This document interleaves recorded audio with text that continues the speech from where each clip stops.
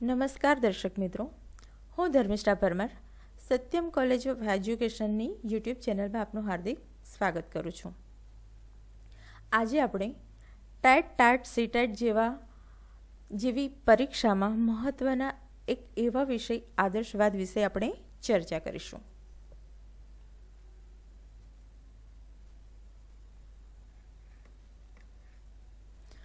અહીં આદર્શવાદ તમે સ્ક્રીન પર જોઈ શકશો. વિવિધ ટોપિક આપે છે, તો આદર્શવાદના આ ક્રમ પ્રમાણે આપણે એની ચર્ચા કરીશું.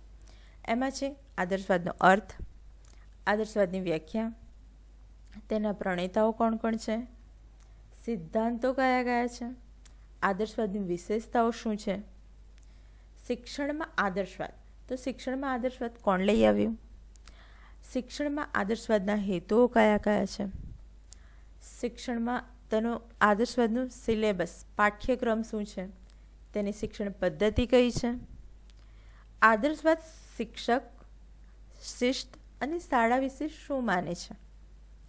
જેમ દરેક વસ્તુના ગુણદોષ હોય છે એમ આદર્શવાદના પણ કેટલાક છે, તો એના વિશે પણ આપણે અહીં ચર્ચા કરીશું. અને છેલ્લા તેના શૈક્ષણિક ફલિતાર્થો વિશે આપણે વાત કરીશું. શરૂઆતમાં છે આદર્શવાદનો અર્થ. તો આપણે શરૂઆત એના અર્થથી કરીશું. આદર્શવાદ એટલે કે વિચારવાદ. આદર્શવાદને આપણે વિચારવાદ પણ કહીએ છીએ. તો આદર્શવાદની જે ઉત્પત્તિ છે તો એ પ્લેટોનો જે વિચારવાદ છે એમાંથી થઈ છે, જે એના વિચારવાદી સિદ્ધાંતો છે એમાંથી થઈ છે, એટલે આપણે એને વિચારવાદ પણ કહીએ છીએ. વિચાર એટલે કે આઈડિયા અને વાદ એટલે ઇઝમ. આઈડિયા ઇઝમ. આપણને પ્રશ્ન થાય કે આઈડિયા ઇઝમ છે તો આપણે આઈડિયાલિઝમ બોલીએ છીએ, એલ ક્યાંથી આવ્યો અને એલનું શું મહત્ત્વ છે? તો મિત્રો, એલનું કોઈ જ મહત્ત્વ નથી, પરંતુ ઉચ્ચારોની સરળતા માટે જ એલને લેવામાં આવ્યો છે, એટલે આપણે સારી રીતે એનો ઉચ્ચાર કરી શકીએ, આઈડિયાલિઝમ. ઠીક છે. ત્યારબાદ છે આદર્શવાદ. જુઓ, આદર્શવાદ વસ્તુ કરતાં વિચારો, ભાવો તથા આદર્શોનું મહત્ત્વ સ્વીકારે છે. અહીંયા મુખ્ય વાત શું છે? વિચારો, ભાવો અને આદર્શો. આદર્શવાદમાં જે મુખ્ય વસ્તુ છે એ શું છે? તો કે માનવીના જે વિચારો છે, જે એના ભાવો છે, એનામાં જે આદર્શ રહેલા છે એની અહીં વાત કરવામાં આવી છે. એ જ મુખ્ય વસ્તુ છે. આધ્યાત્મિકતા, માનવમાં આધ્યાત્મિકતા. આદર્શવાદમાં માનવીનું જે આધ્યાત્મિક તરફનું જે ઝુકાવ છે એના વિશે વધુ વાત કરવામાં આવી છે. જુઓ, અહીં શું કહ્યું છે કે પ્રકૃતિ કરતાં માનવ વ્યક્તિત્વનો વિકાસ અને આધ્યાત્મિક મૂલ્યોને જીવનનું લક્ષ્ય માને છે. આદર્શવાદ પ્રકૃતિ કરતાં માનવને વધુ મહત્ત્વ આપે છે, માનવના વ્યક્તિત્વને વધુ મહત્ત્વ આપે છે, એના જે આધ્યાત્મિક મૂલ્યો છે તેને વધુ મહત્ત્વ આપે છે અને એને જીવનનું લક્ષ્ય માને છે. તો અહીં આપણે કન્ક્લુડ કરી શકીએ કે આદર્શવાદમાં શું? તો કે જે માનવીના વિચારો, ભાવો છે એને જ વધુ મહત્ત્વ. એટલે આપણે આદર્શવાદને બીજા શબ્દમાં એવું કહી શકીએ કે માનવીના વિચારો, ભાવો અને આદર્શોથી જ આદર્શવાદ બનેલો છે. હવે આદર્શવાદની વ્યાખ્યા જોઈશું. વ્યાખ્યાઓ ઘણી બધી છે, ઘણા બધા વિચારકોએ આપી છે, પરંતુ એ બધી સમાવવી અહીં શક્ય નથી. તેથી આપણે મુખ્ય 2 વ્યાખ્યાઓ લીધી છે. એમાં એક છે જે.એસ. રોસ. જે.એસ. રોસ નામના એક વિચારક છે, એમણે આદર્શવાદની વ્યાખ્યા આપી છે કે આદર્શવાદી એ દર્શનનું વિવિધ રૂપ છે, પરંતુ તેનું આધારભૂત તત્વ છે કે જગતની ઉત્પત્તિનું કારણ મન તથા આત્મા છે, જેનું વાસ્તવિક સ્વરૂપ માનસિક સ્વરૂપ છે. જો અહીં મન તથા આત્માની વાત કરવામાં આવી છે અને તેથી જ માનસિક સ્વરૂપ, એનું વાસ્તવિક સ્વરૂપ કયું છે? તો કે માનસિક, કારણ કે મન અને આત્મા એ આપણું માનસિક રીતે જ આપણે એને જોઈએ છે, અને તેથી જ અહીંયા શું કહ્યું છે કે જગતની ઉત્પત્તિનું કારણ શું છે? તો કે મન અને આત્મા, અને એનું વાસ્તવિક રૂપ માનસિક સ્વરૂપ છે. જ્યારે ડી.એમ. દત્તા નામના જે વિચારક છે એમણે પણ એક વ્યાખ્યા આપી છે કે આદર્શવાદ એવો સિદ્ધાંત છે જે અંતિમ સત્તા આધ્યાત્મિકતાને માને છે. જો અહીં પણ સ્પિરિચ્યુઅલિઝમની વાત કરવામાં આવી છે કે અંતિમ સત્તા શું છે? તો કે આધ્યાત્મિકતા જ છે. વ્યક્તિને અંતિમ લક્ષ્ય શું હોય? તો કે આધ્યાત્મિકતા. તો આદર્શ આપણે એવું કહી શકીએ કે આદર્શવાદનું જે અંતિમ ધ્યેય, જીવનનું અંતિમ લક્ષ્ય શું છે તો કે આધ્યાત્મિકતા. અને આદર્શવાદમાં મોટાભાગે એની જ વાત કરવામાં આવી છે કે આપણે અંતિમ લક્ષ્ય તરફ જઈ શકીએ. અને ક્યાં જવાનું છે તો કે આધ્યાત્મિકતાને મેળવવી એ આપણા જીવનનું લક્ષ્ય છે. હવે આપણે જોઈશું કે આદર્શવાદના પ્રણેતાઓ, સમર્થકો કોણ છે. કારણ કે કોઈ પણ વાદ છે તો એકદમ તો આવતો નથી. એના કોઈ પ્રણેતા હોય છે, એના સમર્થકો હોય છે, જેના કારણે એનો ફેલાવો થાય છે. તો આદર્શવાદના પ્રણેતા સમર્થકો કોણ કોણ છે? તો આપણે શરૂઆતમાં જ વાત કરી કે આદર્શવાદ એ પ્લેટોના વિચારવાદી સિદ્ધાંતો પરથી આવે છે. એટલે આપણે કહી શકીએ પ્લેટો એના પ્રણેતા છે. આ સિવાય Socrates, Comenius, Froebel, Pestalozzi, Adam, sir P T Nunn, Aristotle, Gandhiji અને મહર્ષિ અરવિંદ. તો આ અલગ અલગ એના પ્રણેતાઓ છે. પરંતુ એક વાત અહીં ધ્યાન રાખવાની છે કે જે ક્રોમેનિયસ, ફ્રોબેલ ને એરિસ્ટોટલ છે એ આદર્શવાદ સિવાય પણ પ્રકૃતિવાદના સમર્થક છે. એટલે જો કદાચ એક્ઝામમાં પ્રશ્ન પૂછાય તો આપણે એ લખી શકીએ કે ક્રોમેનિયસ, ફ્રોબેલ ને પેસ્થોલોજી છે, એરિસ્ટોટલ છે એ આદર્શવાદને પણ સમર્થન કરે છે અને પ્રકૃતિવાદનું પણ સમર્થન કરે છે. અને આ ઉપરાંત જે ગાંધીજી છે તે આદર્શવાદનું પણ સમર્થન કરે છે અને વ્યવહારવાદનું પણ સમર્થન કરે છે. તો આ વાત આપણે ખાસ નોંધવી જોઈએ.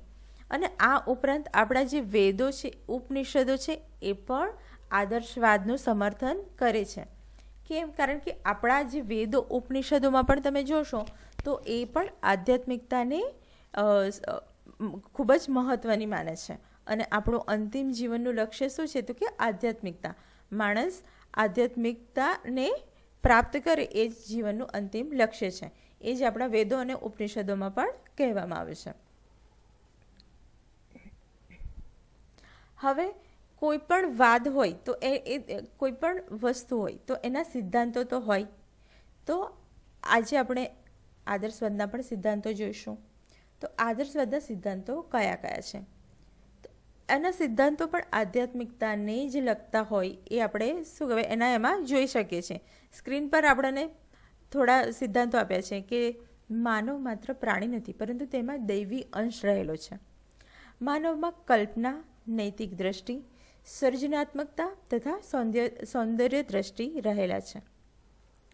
પ્રકૃતિ કે ભૌતિક બાબતને બદલે આધ્યાત્મિકતા મહત્વની. ઈશ્વર માનવનું ઉત્કૃષ્ટ સર્જન માનવ પ્રકૃતિ કરતાં ચડિયાતું છે. સાચું સત્ય વૈચારિક કે આધ્યાત્મિક છે જે વિચાર, ધ્યેય અને અમૂર્ત મૂલ્યોમાં રહેલું છે. તો અહીં મુખ્ય વાત શું કરવામાં આવી છે તો આપણે જોઈશું તો કે વિચાર, મૂલ્યો અને આધ્યાત્મિકતાની જ વાત અહીં મુખ્ય કરવામાં આવી છે. કે મનુષ્ય શું છે? માત્ર પ્રાણી નથી પરંતુ તેમાં દૈવી અંશ રહેલા છે. પછી જુઓ સેકન્ડમાં છે કે સર્જનાત્મકતા, પછી છે આધ્યાત્મિકતા. મતલબ એના સિદ્ધાંતોમાં પણ આપણે જોઈ શકીશું કે માનવીને ખૂબ જ મહત્ત્વ આપવામાં આવ્યું છે.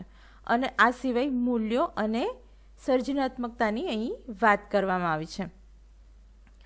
પ્રકૃતિ કે ભૌતિક બાબતને બદલે આધ્યાત્મિકતાનું મહત્ત્વ. શું કહે છે કે પ્રકૃતિ એટલી મહત્ત્વની નથી, ભૌતિક બાબતો પણ એટલી મહત્ત્વની નથી, પરંતુ શું મહત્ત્વનું છે તો કે આધ્યાત્મિકતા.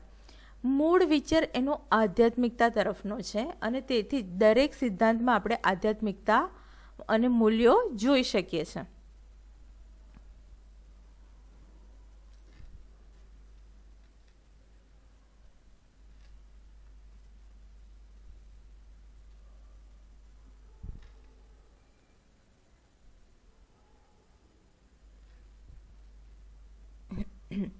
હવે આદર્શવાદની વિશેષતા. દરેક વસ્તુની વિશેષતાઓ હોય છે તેમ આદર્શવાદની પણ વિશેષતાઓ છે. તો આની વિશેષતાઓ જોઈશું તો કે વસ્તુ કરતાં વિચારને વધુ મહત્ત્વ, નિર્જીવ પ્રકૃતિ કરતાં મનુષ્યને વધુ મહત્ત્વ, આધ્યાત્મિક સત્ય અને મૂલ્યોમાં વિકાસ, વ્યક્તિત્વના વિકાસને મહત્ત્વ, વિવિધતામાં એકતાના સિદ્ધાંતને સંપૂર્ણ સમર્થન. આત્મા અને મન વાસ્તવિક છે. તો અહીં શું કહ્યું છે કે વસ્તુ કરતાં વિચારને વધુ મહત્ત્વ. આપણે આગળ જ જોયું કે મન, વિચાર, ભાવોને વધુ મહત્ત્વ આપવામાં આવે છે. એટલે અહીં વસ્તુ, ભૌતિક વસ્તુઓને એટલું મહત્ત્વ નથી આપવામાં આવતું, પરંતુ વિચારને વધુ મહત્ત્વ આપવામાં આવે છે. આ ઉપરાંત પ્રકૃતિ કરતાં મનુષ્યને અહીં મુખ્ય રૂપે શું છે તો કે વ્યક્તિ મહત્ત્વની છે. તમે દરેક એની વિશેષતામાં શું કહેવાય જોશો તો વ્યક્તિનું જ મહત્ત્વ તમને દેખાશે કે વ્યક્તિનું મહત્ત્વ, વ્યક્તિત્વના વિકાસને મહત્ત્વ. આત્મા અને મન વાસ્તવિક છે. તો આત્મા ક્યાં છે તો કે વ્યક્તિમાં રહેલું છે. તો એ અહીં પણ આપણે જોઈ શકીએ કે અહીં વ્યક્તિ જ મહત્ત્વનું છે. એટલે મૂળ શું કહેવામાં આવે છે, કહેવા માંગે છે કે વ્યક્તિ મહત્ત્વનું છે અને એનામાં જ આધ્યાત્મિકતાનું આપણે સિંચન કરવાનું છે. તો અહીં આપણે જોઈશું કે વસ્તુ કરતાં વિચારને વધુ મહત્ત્વ, નિર્જીવ પ્રકૃતિ કરતાં મનુષ્યને વધુ મહત્ત્વ, આધ્યાત્મિક સત્ય અને મૂલ્યોનો વિકાસ, વ્યક્તિત્વના વિકાસને મહત્ત્વ. બરાબર. એટલે દરેક વસ્તુમાં વ્યક્તિ આપણે જોઈએ છે કે કોમન આવે છે. મતલબ અહીં વ્યક્તિ પર ખૂબ જ ભાર આપવામાં આવ્યો છે.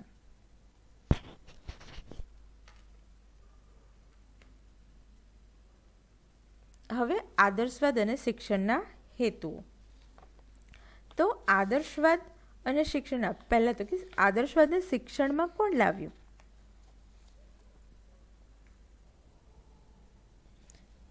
તો એમાં સૌથી જે મોખરે છે, આદર્શવાદને શિક્ષણમાં લાવવામાં જે સૌથી મોખરે છે એ છે પ્લેટો, પેસ્ટોલોજી અને ફ્રોબેલ. જો આ એક્ઝામમાં પૂછાઈ શકે એવો પ્રશ્ન છે કે સૌથી મોખરે જે છે એ કયા વિચારકો છે જેણે આદર્શવાદને શિક્ષણમાં લાવવામાં મહત્ત્વનો ફાળો આપે છે? તો એમાં મોખરેમાં કહી શકાય કે પ્લેટો, પેસ્ટોલોજી અને ફ્રોબેલ. તેઓ શું માને છે કે આદર્શવાદના મતે શિક્ષણ એ માનવ સમાજની આવશ્યક સંસ્થા છે. કેમ? કારણ કે આધ્યાત્મિક કારણોની જરૂરિયાત સમાયેલી છે.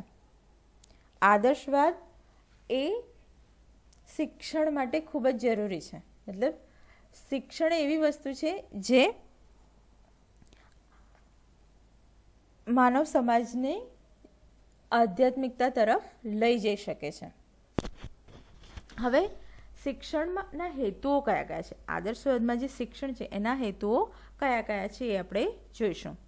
તો એમાં છે આત્માનુભૂતિ, આધ્યાત્મિક વિકાસ કરવો, અમર આદર્શો તથા મૂલ્યોની પ્રાપ્તિ કરવી, સંસ્કૃતિનું સંરક્ષણ, સંવર્ધન અને હસ્તાંતરણ, પવિત્ર જીવન માટે તૈયાર કરવું, જન્મજાત પ્રકૃતિને આધ્યાત્મિક પ્રકૃતિમાં બદલવી, બાળકને બુદ્ધિમાન તથા વિવેકી બનાવવું. જુઓ, અહીં પણ એ જ વાત છે કે આત્માનુભૂતિ, બાળકને પોતાની આત્માનું જ્ઞાન થાય એ એનો એક હેતુ છે. બાળકને સૌપ્રથમ પોતાની આત્માથી જ્ઞાત કરવાનો છે. તો સૌથી પહેલો એનો હેતુ શું છે તો કે બાળકને આત્માનુભૂતિ થવી જોઈએ, બાળકને આત્માનું જ્ઞાન થવું જોઈએ. એના પછી છે કે બાળકનો આધ્યાત્મિક વિકાસ કરવો. આપણને ખ્યાલ છે કે આદર્શવાદ એ શું માને છે તો કે આધ્યાત્મિકતા એ જીવનનું અંતિમ લક્ષ્ય છે. એટલે જ એ શું કહે છે કે એનો વિકાસ કરવામાં આવશે ત્યારે એ પોતાના લક્ષ્ય સુધી પહોંચી શકશે.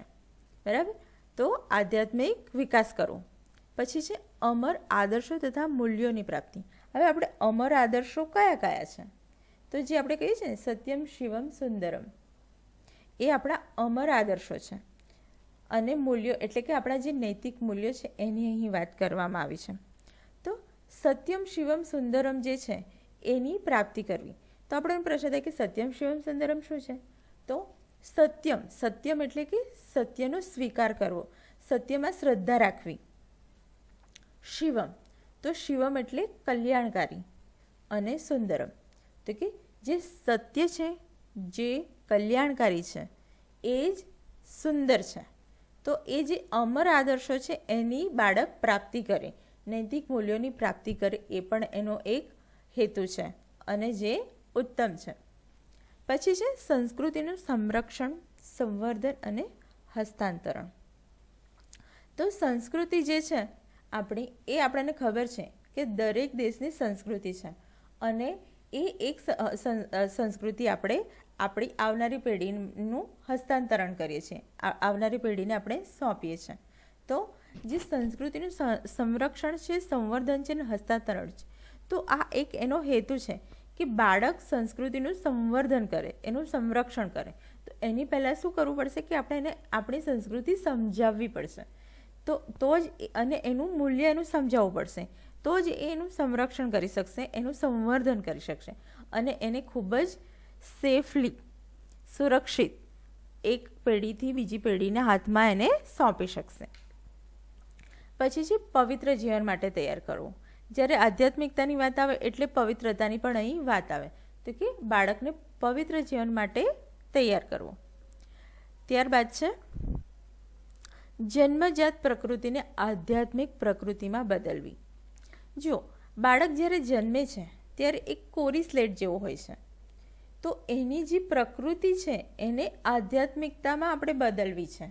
તો એમાંથી આ એક આદર્શવાદનો ખૂબ જ સારો એવો હેતુ છે કે બાળકની જે જન્મજાત પ્રકૃતિ છે તો એને આપણે શામાં બદલવાની છે, તો કે આધ્યાત્મિકતામાં બદલવાની છે, આધ્યાત્મિક પ્રકૃતિમાં બદલવાની છે. અને છે બાળકને બુદ્ધિમાન તથા વિવેકી બનાવવું. આપણને ખ્યાલ છે કે બાળકને આપણે શાળાએ શું કરવા મોકલીએ છીએ, તો કે જ્ઞાન લેવા. કેળવણી એને એટલે જ આપે છે કે એ જ્ઞાની બને, પરંતુ જ્ઞાની સાથે વિવેકી બનવું પણ ખૂબ જ જરૂરી છે. તો આ જે આપણો જે હેતુ છે એ આપણને આદર્શવાદમાંથી મળ્યો છે કે બાળકને બુદ્ધિમાન બનાવવું, જ્ઞાની બનાવવું અને એની સાથે વિવેકી પણ બનાવવું.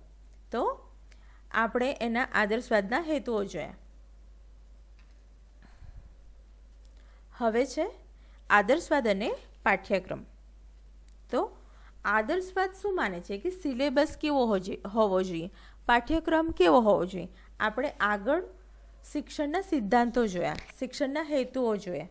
તો હેતુઓ પૂરા કરવા, એને પાર પાડવા, એ મેળવવા માટે આપણે શું કહેવાય, સિલેબસ તો જોઈએ, કઈ રીતે એને આપણે મેળવી શકીશું. તો એના માટેનો પણ પાઠ્યક્રમ આપ્યો છે અને એ પાઠ્યક્રમ દ્વારા આપણે એના જે હેતુઓ છે એને આપણે સિદ્ધ કરી શકીશું. તો એના માટે આદર્શવાદ શું માને છે કે પાઠ્યક્રમ કેવો હોવો જોઈએ જેથી એણે જે શિક્ષણના હેતુઓ આપ્યા છે એ મેળવી શકાય, એ પ્રાપ્ત કરી શકાય.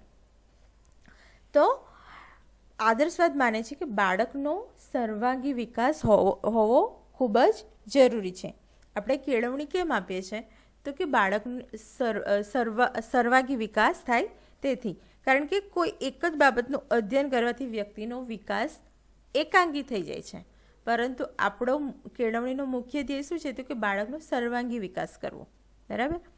તો એ સર્વાંગી વિકાસ કઈ રીતે થઈ શકે, તો કે એના માટે આપણે બાળકના જ્ઞાનાત્મક, ભાવનાત્મક અને ક્રિયાત્મક ત્રણેય પાસાનો સમન્વય કરવો પડશે અને તો જ બાળકનો આપણે સર્વાંગી વિકાસ કરી શકીશું. અને એના માટે પાઠ્યક્રમ કેવો હોવો જોઈએ, તો કે જે પાઠ્યક્રમ છે એ ગતિશીલ હોવો જોઈએ. કેમ? કારણ કે સ્થિર ના હોવો જોઈએ. પાઠ્યક્રમ ગતિશીલ હશે, સમયના પરિવર્તન સાથે, સમયના પ્રવાહો સાથે ગતિશીલ હશે, તો જ બાળક દરેક આવનારી સમસ્યાઓ સાથે ઝઝૂમી શકશે અને તો જ એ દરેક બાબતનું જ્ઞાન મેળવીને સર્વાંગી વિકાસ સાધી શકશે. તો એ ખૂબ જ સારું પાસું છે કે અહીં કહેવામાં આવ્યું છે કે જે પાઠ્યક્રમ છે, સિલેબસ છે, એ સ્થિર ના હોવો જોઈએ, ગતિશીલ હોવો જોઈએ. અને એના માટે જે શિક્ષણના હેતુઓ મેળવવા માટે કયા કયા વિષયો હોવા જોઈએ, તો એના પણ અહીં ખૂબ જ સરસ રીતે વાત કરવામાં આવે છે કે જે વ્યવસાયલક્ષી છે, જે કળાને લગતા છે, એ દરેક વિષયોને અહીં આવરી લીધા છે. જો તમે અહીં જોઈ શકો, સ્ક્રીન પર આપણે જોઈ શકીએ છીએ કે ભાષા, સાહિત્ય, ઇતિહાસ, ભૂગોળ, વિજ્ઞાન, કળા, કવિતા, ધર્મ, આધ્યાત્મવાદ, આચારશાસ્ત્ર, નીતિશાસ્ત્ર, સંગીત જેવા વિષયનો પાઠ્યક્રમમાં સમાવેશ. તો અહીં વ્યવસાયલક્ષી, કળાને લગતા અને જે નીતિ, આપણા મૂલ્યોને ખીલવણી કરે એવા પણ વિષયનો અહીં સમાવેશ કરવામાં આવ્યો છે. અને આ દરેક આદર્શવાદ માને છે કે જો આ દરેક વિષયનો સમાવેશ કરવામાં આવશે તો બાળક સર્વાંગી રીતે વિકાસ થશે બાળકનો. ત્યારબાદ છે આદર્શવાદ તથા શિક્ષક. આદર્શવાદ શું માને છે કે શિક્ષક કેવો હોવો જોઈએ? કારણ કે આદર્શવાદમાં એક વાત તમારે નોંધવા જેવી છે કે આદર્શવાદમાં વિદ્યાર્થી કરતાં પણ શિક્ષણનું મહત્ત્વ ખૂબ જ છે. તો કેમ શિક્ષકનું મહત્ત્વ વધારે છે? કારણ કે આદર્શવાદ એવું માને છે કે શિક્ષક કેવો હોવો જોઈએ તો કે એ ખૂબ જ ઉત્તમ ચારિત્ર ધરાવતો હોવો જોઈએ, એનું વ્યક્તિત્વ આદર્શ હોવું જોઈએ, એ આત્મજ્ઞાની હોવો જોઈએ, આત્મક્રિયાશીલ હોવો જોઈએ, એના આધ્યાત્મિકતાના તમામ ગુણો એનામાં હોવા જોઈએ. તો કે એનાથી બાળકનું પણ ઉત્તમ ઘડતર કરી શકે. કારણ કે બાળક કેવું હોય છે કે બાળક અનુસરણ કરે છે, અનુકરણ કરે છે. તો શિક્ષક જ્યારે ઉત્તમ વિચારોવાળો હોય, ઉત્તમ ચારિત્રવાળો હોય તો બાળક પણ એને અનુકરણ કરશે અને આવો શિક્ષક જ બાળકને ઉત્તમ કેળવણી આપી શકશે એવું આદર્શવાદી માને છે. અને એના જ કારણે આદર્શવાદમાં શિક્ષકને ખૂબ જ મહત્ત્વ આપવામાં આવ્યું છે. ત્યારબાદ આદર્શવાદ અને શિસ્ત. તો આદર્શવાદમાં શિસ્ત વિશે શું માને છે? આદર્શવાદ શિસ્તને ખૂબ જ પ્રાધાન્ય આપે છે, પરંતુ દમનકારી શિસ્તની એ જરાય તરફેણ નથી કરતો. આદર્શવાદ એવું માને છે કે બાળકમાં સ્વયં શિસ્ત હોવું જોઈએ, એને આંતરિક રીતે આવવું જોઈએ બહાર, દમનકારી રીતે નહીં. અને આદર્શવાદમાં શિસ્તનું ખૂબ જ મહત્ત્વ છે, કારણ કે બાળક જ્યારે સ્વયં શિસ્ત શીખે છે ત્યારે એનું જે વ્યક્તિત્વ ઘડતર છે ખૂબ જ સારી રીતે થઈ શકે છે. અને તેના જ કારણે આદર્શવાદી શિસ્તને ખૂબ જ મહત્ત્વ આપે છે. આદર્શવાદ કહે છે કે જો બાળક શિસ્તમાં નહીં હોય તો એનો આધ્યાત્મિક વિકાસ નહીં થાય. અને આદર્શવાદ પોતે જ આધ્યાત્મિકતાની ખૂબ જ તરફેણ કરે છે. અને તેના જ કારણે જો બાળકમાં શિસ્ત હશે તો એનો આધ્યાત્મિક વિકાસ ખૂબ જ સારી રીતે થઈ શકશે એવું માને છે. અને તેના જ કારણે એ શિસ્તને ખૂબ જ મહત્ત્વનું ગણે છે. હવે આદર્શવાદ તથા શાળા. તો જે આદર્શવાદીઓ છે એ શાળાને ખૂબ જ જરૂરી ગણે છે. કેમ? કારણ કે તેઓ માને છે કે જ્યાં શિક્ષક બાળકોને આદર્શના પાઠ શીખવી શકે આ માટે શાળા ખૂબ જ હોવી જરૂરી છે. અને શાળાનું વાતાવરણ કેવું? તો કે શાળાનું વાતાવરણ પર પ્રભાવશાળી હોવું જોઈએ. તો શાળા એ બાળકને શિસ્ત પણ શીખવી શકશે, એના આધ્યાત્મિકતા પણ શીખવી શકશે. એટલે આ દરેક હેતુઓ પૂર્ણ કરવા માટે, શિક્ષણના જે હેતુઓ છે પૂર્ણ કરવા માટે આદર્શવાદ માને છે કે શાળા તો હોવી ખૂબ જ જરૂરી છે. ત્યારબાદ છે આદર્શવાદના ગુણ. દરેક વસ્તુના ગુણ તથા ત્રુટિઓ હોય છે. તો એમાંથી થોડી ઘણી ત્રુટિઓ આદર્શવાદમાં પણ છે, એના ગુણ પણ ઘણા બધા છે. તો એમાંથી કેટલાક આપણે અહીં જોઈશું. શિક્ષણના ઉદ્દેશો નિર્ધારિત કરવામાં સ્પષ્ટ. બાળકોમાં સત્યમ, શિવમ અને સુંદરમ જેવા ગુણોનો વિકાસ. શિક્ષકને મહત્વનું સ્થાન. આત્માનું શાસન તથા આત્મનિયંત્રણ જેવા સિદ્ધાંતોને મહત્વ. બાળકના વ્યક્તિત્વનો આદર. સર્વવ્યાપી શિક્ષણ પર ભાર. અને શાળાએ સામાજિક સંસ્થા. જુઓ, શિક્ષણના જે ઉદ્દેશો છે એને સ્પષ્ટ રીતે નિર્ધારિત કરવામાં આદર્શવાદનો ખૂબ જ મોટો ફાળો છે. કારણ કે જે શિક્ષણ વ્યવસ્થા આપણી જે ગોઠવવામાં આવી છે તો એ દરેક વાદના જે ઉદ્દેશો છે એને લઈને એની રચના કરવામાં આવી છે. તો એમાંથી આદર્શવાદનો ચોક્કસપણે ખૂબ જ સારામાં સારો ફાળો છે. અને તેથી જ કહ્યું છે કે આદર્શવાદના જે ઉદ્દેશો છે એ સ્પષ્ટ રીતે નિર્ધારિત કરવામાં આદર્શવાદનો ફાળો ખૂબ જ સારો છે. પછી છે કે બાળકોમાં સત્યમ, શિવમ અને સુંદરમ જેવા ગુણોનો વિકાસ. આપણે આગળ ચર્ચા કરી છે કે સત્યમ, શિવમ, સુંદરમ એટલે શું? તો કે જે સત્ય છે, જે કલ્યાણકારી છે અને એ જ સુંદર છે. તો આ જે ગુણો છે એ બાળકોમાં આ ગુણોનો વિકાસ થવો જોઈએ. પછી છે શિક્ષકને મહત્ત્વનું સ્થાન. આપણે આગળ શિક્ષક અને આદર્શવાદમાં વાત કરી કે આદર્શવાદ એ શિક્ષકને ખૂબ જ મહત્ત્વનું ગણે છે. વિદ્યાર્થી કરતાં પણ અહીં શિક્ષકનું મહત્ત્વનું સ્થાન આપવામાં આવે છે. જો કેળવણી એવી વસ્તુ છે કે જે વિદ્યાર્થીને આપવાની છે, પરંતુ અહીં શિક્ષકને મહત્ત્વ વધુ આપવામાં આવ્યું છે.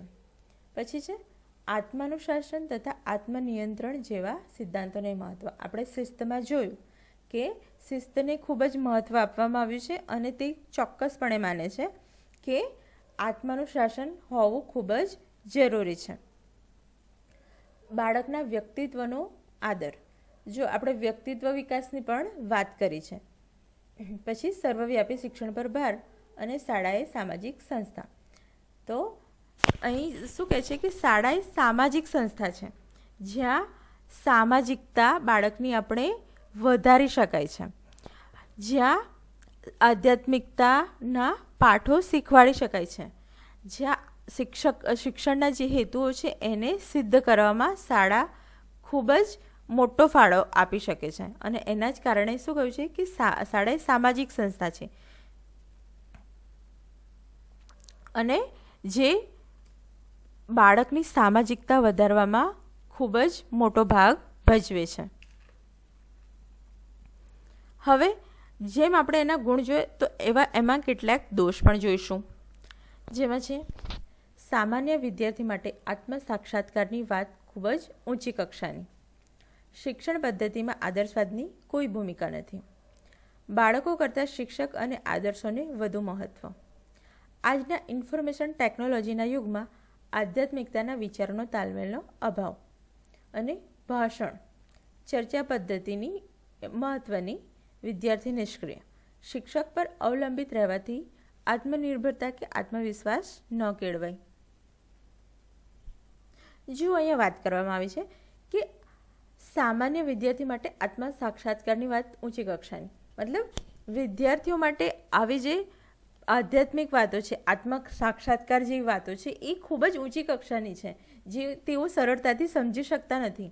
અને એ જ કારણે આ એક આપણે એને કહી શકીશું કે આ એનો એક દોષ છે. પછી શિક્ષણ પદ્ધતિમાં આદર્શવાદની કોઈ ભૂમિકા નથી. મતલબ જે આપણી અલગ અલગ શિક્ષણ પદ્ધતિઓ છે એમાં આદર્શવાદે કોઈ શિક્ષણ પદ્ધતિ નથી આપી, કાં તો કોઈ પદ્ધતિની તરફેણ નથી કરી. બરાબર, એટલે જ કહે છે કે શિક્ષણ પદ્ધતિમાં આદર્શવાદની કોઈ ભૂમિકા નથી. પછી બાળકો કરતાં શિક્ષક અને આદર્શોને વધુ મહત્ત્વ. અહીં શું છે કે કેળવણી આપણે બાળકને આપવાની છે. બાળકની વ્યક્તિગત ભિન્નતાઓને ધ્યાનમાં રાખીને શિક્ષકે અલગ અલગ શિક્ષણ પદ્ધતિની મદદથી બાળકનો વિકાસ કરવાનો છે. પરંતુ અને એના જ કારણે આપણે બાળક જે કેળવણી છે એ કેવી હોય છે? વિદ્યાર્થી કેન્દ્રિત. પરંતુ આદર્શવાદમાં જે શિક્ષક છે એને સૌથી વધુ મહત્ત્વ આપ્યું છે, ના કે બાળકને. જેટલું મહત્ત્વ શિક્ષકને આપ્યું છે એટલું બાળકને નથી આપવામાં આવ્યું. પછી એના પછી છે આજનું જે ડિજિટલ યુગ છે તો એમાં જે આધ્યાત્મિકતાના જે વિચારો છે એમાં કોઈ તાલમેલ નથી મતલબ જોવા મળતો. કારણ કે આધ્યાત્મિકતા અને ડિજિટલાઇઝેશન બેઉ અલગ મતલબ થોડી ભિન્ન બાબતો છે અને આપણે એને એક દોષ કહી શકીશું. ત્યારબાદ જે આદર્શવાદ છે તેઓ ભાષણ જે છે ચર્ચા પદ્ધતિ છે એને ખૂબ જ મહત્ત્વની ગણે છે. અને ભાષણ તમને ખબર છે કથન પદ્ધતિ છે, કથન ચર્ચા પદ્ધતિ એમાં મોટા ભાગનું કાર્ય શિક્ષકનું હોય છે. કથન પદ્ધતિમાં ક્રિયાશીલ હંમેશા શિક્ષક રહે છે, બાળકોને ભાગે કંઈ કરવાનું આવતું જ નથી. અને તેના જ કારણે કેવું થાય છે કે બાળક નિષ્ક્રિય થઈ જાય છે અને એના કારણે એ શિક્ષક પર અવલંબિત રહેવા માંડે છે. અને એ શિક્ષક પર અવલંબિત રહેવાના કારણે એ જે પોતાનો આત્મવિશ્વાસ છે એ મેળવી શકતો નથી. તેના જ કારણે આ એક આપણે એનો દોષ કહી શકીશું કે જે કથન પદ્ધતિ છે એની જે તરફેણ કરે છે એનો એક દોષ આપણે કહી શકીશું. હવે શૈક્ષણિક ફલિતાર્થ. તો આપણે એને શિક્ષણમાં કઈ રીતે અપ્લાય કરી શકીશું? તો છે કે શિક્ષણ દ્વારા વ્યક્તિનો સર્વાંગી વિકાસ કરી વ્યક્તિમાં પડેલા ઉત્તમ તત્વો બહાર લાવવા પ્રયાસ. શિક્ષણ દ્વારા નૈતિક મૂલ્યોના ખીલવણીના પ્રયાસો અને શિક્ષણ દ્વારા સાંસ્કૃતિક વારસાની સમજ, સંસ્કૃતિનું જતન અને સંવર્ધન કરવું. તો અહીં મુખ્ય ધ્યેય શું તો કે બાળકનો સર્વાંગી વિકાસ કરવાનો અને એમાં એનો વિકાસ કરીને એનામાં જે ઉત્તમ તત્વો રહેલા છે એને બહાર લાવવાનો પ્રયાસ કરવો. તો શિક્ષણ એ રીતનું આપવું કે બાળકનો સર્વાંગી વિકાસ થાય, એમાં જે પોટેન્શિયલ છે, જે ઉત્તમ તત્વો છે એને આપણે બહાર લાવવા પ્રયત્ન કરીશું. ત્યારબાદ છે કે શિક્ષણ દ્વારા નૈતિક મૂલ્યોના ખીલવણીનો પ્રયાસ. આપણે જોયું છે કે મૂલ્યોને ખૂબ જ મહત્ત્વ આપવામાં આવે છે આદર્શવાદમાં. તો શિક્ષણ દ્વારા શું કરવાનું છે તો કે એનામાં જે નૈતિક મૂલ્યો છે એ કઈ રીતે ખીલવી શકાય છે, તો એ ખીલવવા માટેનો પ્રયાસ કરવાનો છે. ત્યારબાદ કે શિક્ષણ દ્વારા જે આપણી જે સંસ્કૃતિ છે, સાંસ્કૃતિક વારસો છે, તો કે એનું જતન કરવાનું છે અને એનું સંવર્ધન કરવાનું છે. તો આ આપણા શૈક્ષણિક ફલિતાર્થો હતા. Thank you. આશા રાખું છું કે તમે આદર્શવાદને તમારા સુધી પહોંચાડવામાં હું કંઈક અંશે સફળ થઈ હશું. Thank you.